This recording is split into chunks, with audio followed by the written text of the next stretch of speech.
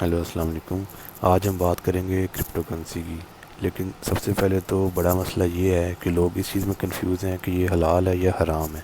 اس مسئلے سے باہر نکلیں گے تو پھر سوچیں گے نا کرپٹو کرنسی میں کام کرنا ہے یا نہیں. تو اس کے لیے میں نے بہت ریسرچ کیا اس کے اوپر اور میں ایک نتیجے پہ پہنچا ہوں. اور وہی ساری ریسرچ میں بہت مختصر سی آپ لوگوں کے سامنے رکھوں گا، جس سے آپ لوگوں کو یہ چیز کلیئر ہو جائے گی کہ یہ حلال ہے یا حرام ہے. کوئی لمبی چوڑی بات نہیں. دیکھیں جی، سب سے پہلی بات تو یہ ہے کہ ہم نے علماء کی بات سننی ہے. جی علماء اس بارے میں کیا کہتے ہیں. اب مسئلہ یہ ہے کون سے علماء کی بات سنی جائے. انٹرنیشنلی جانے پہچانے علماء ہیں، جو بڑے علماء ہیں، جس میں ڈاکٹر ذاکر نائک آتے ہیں، مولانا طارق جمیل ہے، مفتی مینک ہے، کافی بڑے علماء ہیں. تو جتنے بھی بڑے علماء ہیں نا، وہ اس مسئلے پہ خاموش ہیں. خاموش اس لیے ہیں کہ کسی بھی چیز کے بارے میں رائے تب تک دی نہیں جا سکتی جب تک کہ اس کے بارے میں یہ نہ پتہ چل جائے، پراپر نالج نہ ہو اس کا. تو ابھی تک تو یہ انڈر ریویو یا انڈر پروسیس ہے بھائی کہ کرپٹو کا معاملہ ہے کیا. جب تک یہ سب کلیئر نہیں ہوگا تب تک کوئی رائے آئے گی نہیں. تو اس لیے بڑے جتنے بھی علماء ہیں وہ فی الحال تو خاموش ہیں اس کے اوپر، جس سے ہمیں یہ چیز پتہ چلتی ہے کہ کوئی حتمی رائے نہیں ہے کہ یہ حرام ہے. ٹھیک ہے نا. اس کے بعد آ جائیں جی دوسرے علماء پہ جو سیکنڈ لیول پہ آتے ہیں. جس طرح آگے جی ترکش کونسل آف علماء ہے، یا ایجپٹ کے ایک بڑے شیخ ہیں، سعودیہ کے ایک شیخ ہیں. ان لوگوں نے بولا ہے کہ جی اس کو اوائڈ کرنا چاہیے. اوائڈ بھی کس بیس پہ کرنا چاہیے، انہوں نے کچھ پوائنٹس سامنے رکھے ہیں. جس طرح پاکستان میں مفتی تقی عثمانی صاحب ہیں، ان لوگوں نے بھی کہا جی اس کو اوائڈ کرو. لیکن انہوں نے وہ کس بیس پہ کہا ہے وہ چیز ہم آپ کے سامنے رکھیں گے، جس سے آپ نے کنکلوژن پہ خود بخود پہنچ جائیں گے کہ یہ حلال ہے یا حرام ہے. اب دیکھیں جس طرح مفتی تقی عثمانی صاحب نے کہا کہ یہ جو ہے کرپٹو کرنسی یہ ڈیجیٹل ایسٹ ہے، مطلب کہ یہ فزیکلی طور پہ موجود نہیں ہے، جو بھی ہے یہ ڈیجیٹل ہے. تو اس کا جواب اگر دیا جائے تو دو چیزیں ہیں. خیر انہوں نے اس کو بالکل حرام نہیں کہا، انہوں نے کہا اس سے اوائڈ کرنا چاہیے. بہت ساری چیزیں ایسی ہیں جو ابھی سمجھ میں نہیں ہیں.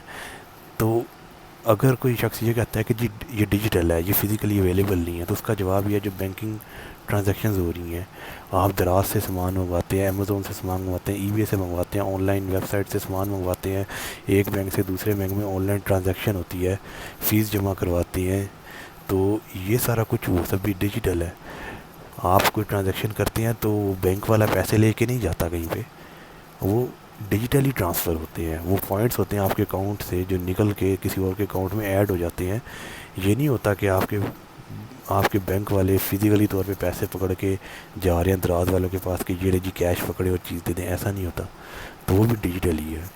اس بارے میں مولانا طارق جمیل صاحب کا کہنا یہ تھا جب ان سے کرپٹو کی بات کی گئی، تو انہوں نے یہی بولا کہ اصل کرنسی تو وہی ہے جو سونا ہوتا ہے. سونا یا چاندی کے جو سکے ہیں نا، وہی ہے اصل کرنسی. اس کی جگہ پہ ہمیں پکڑا دی گئی ہیں نوٹ. اب یہ دیکھیں ہم لوگ نوٹ لے کے پھر رہے ہیں، وہ اس میں کوئی سونا چاندی نہیں ہے. نوٹ کے اوپر لکھا ہوتا ہے کہ حامل حاضہ کو مطالبہ پر ادا کرے گا. اب بینک کے پاس جائیں، آپ 10 روپے یا 100 روپے کا نوٹ لے کے اس کو کہیں جی مجھے اس کے برابر گولڈ دے دو، سونا دے دو، وہ آپ کو کبھی بھی نہیں دے گا. وہ کہے گا بھائی پاگل ہو گئے، جاؤ یہاں سے چھٹی کرو. تو گولڈ کے عوض یہ پیسے جنریٹ کرتی ہے کنٹری. اور یہ جو پاکستانی روپیہ ہے یہ بھی کوئی صحیح کرنسی نہیں ہے. آپ کو کاغذ کا ٹکڑا پکڑایا ہوا ہے، یہ کہہ کے کہ اس کے 100 روپے کے سونے کے برابر یہ 100 روپے کا نوٹ ہے، تو یہ پکڑایا ہوا ہے. تو دیکھا جائے تو اصل کرنسی تو سکے ہیں سونے کے اور چاندی کے. اس کی جگہ نوٹ آیا. نوٹ کے بعد اب یہ بینکنگ ٹرانزیکشنز ہو رہی ہیں، وہ ساری دنیا کھلے عام کر رہی ہے. تو کرپٹو کی دفعہ یہ ڈیجیٹل ہو گیا ہے، تو ڈیجیٹل تو باقی سارا کچھ بھی چل رہا ہے. ایک بات ہو گئی. تو دوسری بات یہ ہے کہ کرپٹو کرنسی کے اندر اگر آپ دیکھیں تو دو طریقے ہیں، ایک ہے سپوٹ ٹریڈنگ اور ایک ہے فیوچر ٹریڈنگ. ٹھیک ہے. اب سپوٹ ٹریڈنگ تو حلال ہے. فیوچر ٹریڈنگ میں مسئلہ یہ ہے کہ وہ حرام ہے. وہ تو کسی قیمت پہ بھی حلال نہیں ہے، اس میں کوئی شک ہی نہیں کہ یہ حرام ہے. وہ پوری طریقے سے حرام ہے. وہ کیوں حرام ہے؟ کیونکہ اس میں سود کا نظام ہے. فیوچر ٹریڈنگ میں ہوتا کیا ہے کہ آپ لیتے ہیں قرضہ کسی بھی ایکسچینج سے. اگر آپ بائنینس پہ کام کر رہے ہیں یا آپ بٹ فلکس کے اوپر کام کر رہے ہیں تو آپ ان سے قرضہ لیتے ہیں. قرضہ لے کے آپ کوائن بائی کرتے ہیں، اور ان کی کنڈیشن ہوتی ہے کہ اگر آپ نے پریڈکشن کرنی ہوتی ہے کہ وہ آپ کا تکہ ہے، سٹہ بازی کہہ لے، کہ اگر آپ کی پریڈکشن صحیح ہو گئی تو آپ کو اس کا ڈھیر سارا پروفٹ مل جائے گا، اور اگر آپ کی پریڈکشن غلط ہو گئی تو جو پیسے آپ نے لگائے ہوئے ہیں، جو آپ کے اپنے پیسے تھے، ایکسچینج والے اپنا قرضہ بھی واپس لیں گے اور آپ سے اضافی سود بھی اوپر اس کے اوپر سے آپ سے لیں گے واپس. تو یہ حساب ہے اس میں، وہ تو بالکل حرام ہے اور فیوچر ٹریڈنگ میں جانے کی ضرورت ہی نہیں ہے. جس کو ہم کہتے ہیں لیوریج لینی پڑتی ہے فیوچر ٹریڈنگ کے اندر. 5% لیوریج لے رہے ہیں کہ 10 گنا لیوریج لے رہے ہیں، یہ سارا سسٹم ہوتا ہے اس میں. تو اسپاٹ ٹریڈنگ میں کیا ہوتا ہے؟ اسپاٹ ٹریڈنگ حلال اس لیے ہے کہ بھئی آپ نے مارکیٹ پرائس جو چل رہی ہے نا، اس پہ آپ نے کوئی کوائن خریدا ہے اور آپ کو نہیں پتا کہ وہ کوائن اوپر جائے گا یا نیچے جائے گا. آپ نے کل بیچنا ہے یا 5 منٹ بعد بیچنا ہے، آپ جس بھی ٹائم پہ بیچیں گے جو اس کی مارکیٹ پرائس لگ رہی ہوگی اس پہ وہ بک جائے گا. وہ بالکل شیئر ٹریڈنگ کی طرح ہی ہے.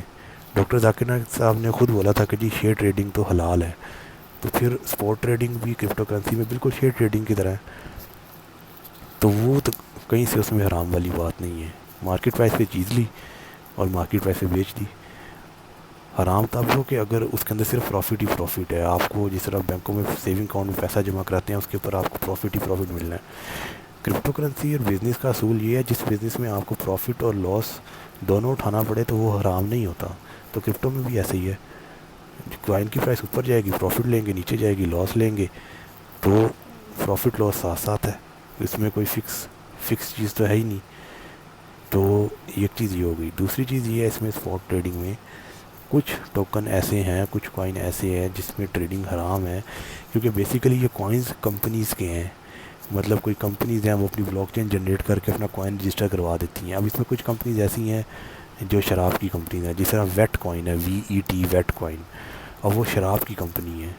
اب اس میں اگر آپ اس کے شیئرز آپ لے رہے ہیں، ان کے شیئر ہولڈر بن رہے ہیں، کوائن لینے کا مطلب یہ ہے کہ آپ اس کے شیئر ہولڈر بن رہے ہیں، تو وہ اس کے لیے اس سینیریو میں وہ پھر حرام ہے کہ آپ سپورٹ کر رہے ہیں بیسیکلی ایک شراب کے بزنس کو. یا اس میں کچھ کمپنیز ایسی ہیں، کمپنیز تو نہیں، آپ جس کو کہہ لیں کہ فٹ بال کے کوائنز ہیں. ڈیفرنٹ جو ٹیمز بنی ہوئی ہیں، بارسلونا کا کوائن ہے، اس کا ایٹلیٹیکو میڈرڈ کا کوائن ہے ATM. تو اس طرح جو ہے نا فٹ بال کلبز کے جو ہیں وہ کوائن بنے ہوئے ہیں. اب ان میں یہ ہے کہ جب میچ ہونا ہوتا ہے، کوئی ٹیم جیتتی ہے یا جیتنے والی ہوتی ہے، تو کوائن جو ہے اس کی ویلیو اوپر جانا شروع ہو جاتی ہے.